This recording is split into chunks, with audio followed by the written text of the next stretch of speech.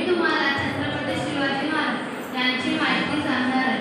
छत्रपती शिवाजी महाराज हे आदर्श राजे होते। त्यांचा जन्म 19 फेब्रुवारी 1630 रोजी महाराष्ट्रातील शिवनेरी किल्ल्यावर झाला। माता जिजाऊने त्यांच्यावर उत्तम संस्कार केले। पिता शहाजी राजांकडून त्यांना शौर्याचा वारसा मिळाला। शिवरायांचा जन्म झाला त्यावेळी महाराष्ट्रात परकीयांची सत्ता धुमाकूळ घालत होती।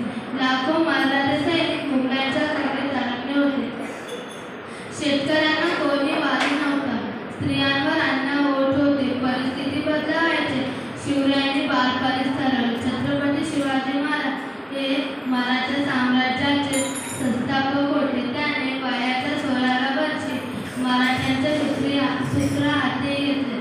त्यांना तानाजी मालुसरे, बाजीराव प्रभू, देशपांडे, शिवा काशी, मुरारबाजी अशा अनेक मावळ्यांनी मोलाची साथ दिली।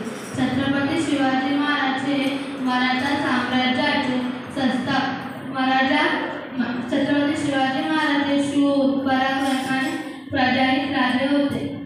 त्याने परस्त्रियांना माते समान मानले।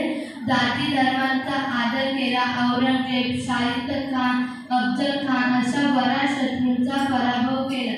दैवज्ञाने छत्रपती शिवाजी महाराज हे 3 एप्रिल 1680 रोजी अनंतात विलीन झाले।